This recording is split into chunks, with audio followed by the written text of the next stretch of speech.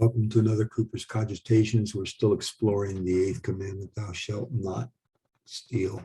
In conjunction with the previous episodes. Solzhenitsyn says that there exists, and I saw this, around a subculture around and within prisons. It's not simply the inmate and his family, it's the workers, the chief, and especially the guards. The Gulag Archipelago. Can a person become a jailer in prison or camp if he is capable of the very least kind of useful activity? On the whole, can a camp leader be a good human being? What system of moral selection does life arrange for them? Every man with the slightest speck of spiritual training, with a minimally circumspect conscience, or capacity to distinguish good from evil, will instinctively going to back out and use every available means to avoid joining this dark legion. And once you choose this path, there's a selection process to weed out the unworthy. After all, to be constantly a weapon of violence, a constant participant in evil, not everyone can bring himself to this, and certainly not right off. You see, you are trampling on others' lives. Does that mean the rest of them have got used to it? Yes, the rest of them have got used to it, and their life already seems normal to them, and useful too, of course, and even honorable. And some didn't have to get used to it. Been that way from the start. William Blackstone, in his monumental commentaries on English law, book 1, page 16, a footnote, again, punishment has certainly been regarded as a natural sequel to crime by all commonwealths, although most exalted moralists would have preferred to reserve punishment to God and to treat crime as a sin. And of course, I repudiate that concept because God requires us to punish evil to restore the godly order. Continuing, but even with the actual practice of law, are people agreed about the aim and scope of punishment? Is it means of repression and amputation? Plato. Is it a measure of education, discipline? Aristotle. Is it primarily a deterrent? Bentham. Is it necessary moral atonement? Kant. Is it a measure of medical treatment? Lombroso. Wow. In the majesty of God's law, Cleon Skousen, there are two remarkable things about the administration of justice under the law of the covenant of God. First, there's the policy of attaining true justice by demanding reparation to the victim. Fines and punitive damage did not go to the government, but to the person who had suffered injury or whose property had been damaged. A little for the maintenance of the state, but let me stress, small amount. Secondly, there were many offenses which were destructive to design and society and therefore carried the death penalty. The reason for this was not the desire to inflict capital punishment for such a relatively minor offense, but to give the judges the means to force the offender to either reform or go into voluntary refuge, exile. In other words, if the culture did not improve his ways, the judges could threaten his life so that he would leave the covenant society and go out to live with people whose lifestyle were more compatible with his own.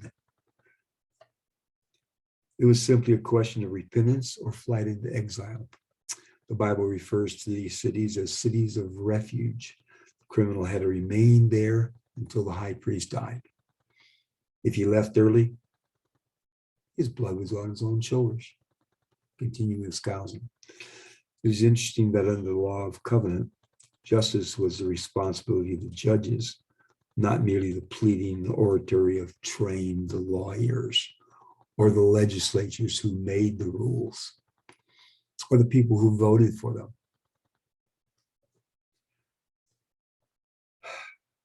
We've discussed the Nephites' concept of punishment. Joseph Smith abolished the cruel system of prisons, except in certain cases, penitentiaries, court-martials for desertion.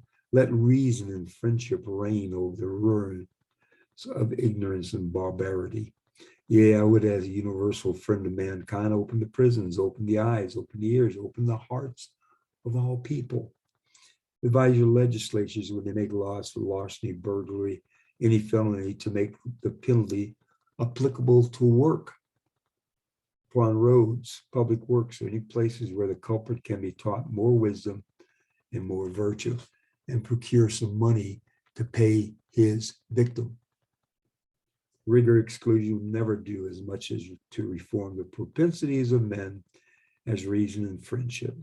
Murder only can claim confinement or death. Imprisonment for debt is a meaner practice than the savage tolerates with all his ferocity. That's Joseph Smith. Hannah Arendt was the most influential political philosopher and writer in the 20th century. One of the most. Her book, Eichmann in Jerusalem, Report on the Banality of Evil, presents an interesting assessment of Adolf Eichmann, who masterminded the final solution, She says that he is depicted as a mild-mannered bureaucrat who's just following orders, just obeying the law. I hear that today. I'm following the law. It's my job. Someone has to do it. Those are my orders. If I don't do it, somebody else will. I have a family to feed. Some of the statements I consider the banality of evil. God will sort it out. Thank goodness I don't have to. Above my pay grade. Again, from Rushdoony, all obedience is subject to prior obedience to God and his word. First, we must obey God rather than man. Civil obedience is specifically commanded. It is equally apparent the prior requirement of obedience to God must prevail. All authority on earth being under God, not God itself, is by nature necessity limited in authority, which agrees, of course, with Cicero, Blackstone, and the champions of natural law. Again, Rushdoony. This brings into focus a significant aspect of the intention of the law. By requiring capital punishment for incorrigible criminals, the law eliminated the enemies of godly society. It purged them from society. Thank you, and saved us thousands of dollars.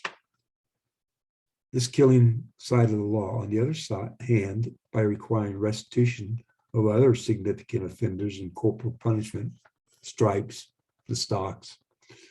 For minor offenders, the law worked to restore man to society, to cleanse and to heal. The man who made restitution, who received his stripes, had paid his debt to the offended person, to society, as it was restored to citizenship.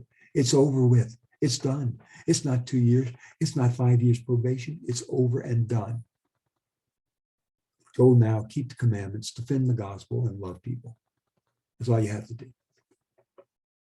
Therefore, both man and society are restored to godly order, to exercise righteous dominion over this garden, to dress it and keep it. That concludes another episode of the Eighth Commandment. Thank you.